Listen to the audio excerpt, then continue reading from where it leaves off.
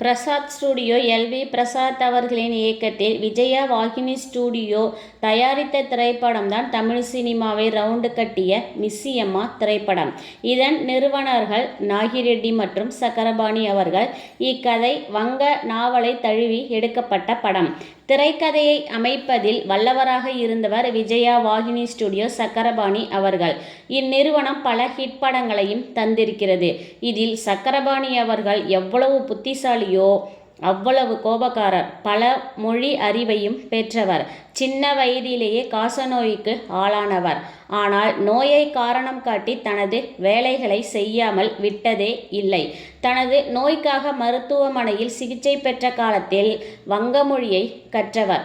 அதாவது பக்கத்து பெட்டில் இருந்த மற்றொரு நோயாளியிடமிருந்து மொழியை கற்ற அவ்வளவு கெட்டிக்காரர் சக்கரபாணி அவர்கள். வங்க மொழியில் தனக்கு மிகவும் பிடித்த மன்மோயி பெண்கள் பள்ளி மற்றும் டிடெக்டிவ் என்ற 2 நாவல்களை தழுவி எடுக்கப்பட்ட படம்தான் மிஸ்ஸியம்மா. இக்கதையை உருவாக்கும் பொழுதே பானுமதி அவர்களை மனதில் நிறுத்திதான் கதையை உருவாக்கினாராம் சக்கரபாணி அவர்கள். இந்த ஸ்டுடியோவிற்கு மற்றும் ஒரு சிறப்பு என்னவெனில், ஒரே நேரத்தில் 2 மொழிகளில் படங்களை வெளியிடுவது சிறப்பு.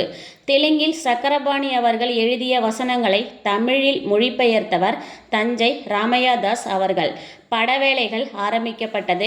பானுமதி அவர்களை வைத்து கிட்டத்தட்ட 5 ரீல்கள் வரை படமும் எடுக்கப்பட்டும் விட்டது. ஒரு நாள் பானுமதி அவர்கள் வரவில்லை. ஏன் இன்னும் வரவில்லை பானுமதி என்ற குழப்பத்தில் கோபம் உச்சிக்கு ஏறியது சக்கரபாணி அவர்களுக்கு.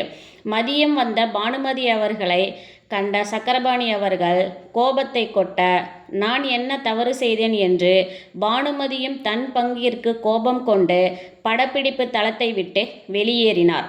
அங்கு இருப்பவர்கள் சமாதானம் செய்வதற்குள் அனைத்தும் முடிந்தது. ஏன் எனில் இருவருமே கோபக்காரர்கள், பிடிவாதக்காரர்கள். என்ன செய்வது? நான் நாளை மதியம் ஷூட்டிங் வருகிறேன் என, காலை வீட்டில் வரலட்சுமி பூஜை உள்ளது என்றும் பானுமதி அவர்கள் எழுதி வைத்த கடிதம் தயாரிப்பாளர் சக்கரபாணி அவர்கள் தெரியாமல் போனதாலும் மேசை மீது இருந்த கடிதத்தை பார்க்காததால் வந்த விளைவு சண்டையில் முடிந்தது. ரீல்களும் தூக்கி எறியப்பட்டது அங்கிருந்த அலமாரியில். சிலர் சொல்வது எடுக்கப்பட்ட ரீல்கள் அனைத்தும் பானுமதி அவர்களின் கண்முன்னே எரிக்கப்பட்டதாகவும் இதுவும் பானுமதி அவர்களுக்கு அதிகபட்ச கோபத்திற்கு காரணம் என்றும் கூறுகிறார்கள். காலை வராததற்கு காரணம் கடிதம் அனுப்பிவிட்டு சென்றேன் என்பது பானுமதியின் வாதம். பிறகு என்ன? சக்கரபாணி அடுத்த ஹீரோயின் யார் என்ற யோசனையில் மூழ்க, பிறகு சக்கரபாணி அவர்களே நம்மளோட வேறு படத்தில் சின்ன ரோலில் நடிக்க செலக்ட் செய்த சாவித்திரி பெண்ணை ஹீரோயினாக்க முடிவு செய்து படவேளைகளும் ஆரம்பிக்கப்பட்டு விட்டாயிற்று. 2 மொழிகளும் சாவித்திரியே நாயகியாக பதவி உயர்த்தப்பட்டார். படம் வெளியாகி வெற்றியை குவித்தது. பிறகு தவிர்க்க முடியாத நாயகியாக மாறினார் சாவித்திரி அவர்கள். அவரே பின்னாளில் நடிகையர் திலகமாகவும் போற்றப்பட்டார். படத்தை பார்த்த பலரும் சாவித்திரியின் நடிப்பு பானுமதியை பிரதிபலிப்பதாகவே இருக்கிறது என்றும் கூறினார்களாம். சும்மா இருப்பாரா கோபக்கார பானுமதி? ஏற்கனவே நடித்த படத்தை கிடப்பில் போட்டுவிட்டு கணவரின் தயாரிப்பில் புது படத்தை துவங்கினார். படத்தின் பெயர் சக்கரபாணி. தன்னை திட்டிய சக்கரபாணி அவர்களின் பெயர். தான் கோபத்தை முழுவதும் படத்தில் காட்டி படத்தை எடுத்ததுடன் இசையும் அமைத்தார்.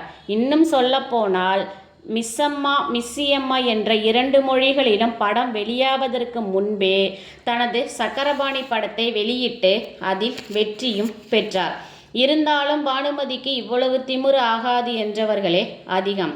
மிஸ்ஸியம்மா படத்தில் நான் நல்லதொரு கதாபாத்திரத்தை எனது கோபத்தால் இழந்ததாகவும், அதே நேரம் எனது கோபத்தின் விளைவு சாவித்திரி என்ற நல்லதொரு திறமையான அற்புதமான நடிகையை இந்த சினிமா உலகம் பெற்றது என்றும், அவரே திரையுலகின் பொக்கிஷம் என்றார் பானுமதி அவர்கள்.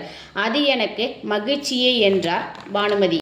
வரலட்சுமி பூஜை காரணமாக பானுமதி அவர்கள் எழுதிய கடிதம் சக்கரபாணி அவர்களின் கையில் கிடைக்காமல் போனதாலும், அதே நேரம் பானுமதி அவர்களின் வரலட்சுமி பூஜையின் பலன் சாவித்திரி அவர்களுக்கு கிடைக்க வேண்டும் என்று எழுதப்பட்டு இருந்ததுதான் இறைவியின் அனுக்கிரகம். அதே நேரத்தில் தான் எழுதிய சுயசரிதைக்கு தேசிய விருது கிடைத்த போது அதை நாகிரெட்டி அவர்கள் மற்றும் அவரது மனைவிக்குத்தான் சமர்ப்பணம் செய்தார் பானுமதி அவர்கள். கோபமானாலும் சரி, அன்பு ஆனாலும் சரி, எல்லாமே மிக சரியாகவே கிடைக்கும் பானுமதி அவர்களிடம் இருந்து என்பதற்கு இந்த சம்பவங்கள் சிறந்த உதாரணங்கள். தொடர்ந்து இணைந்திருங்கள் கண்மணி தகவல்கள் சேனலுடன். நன்றி.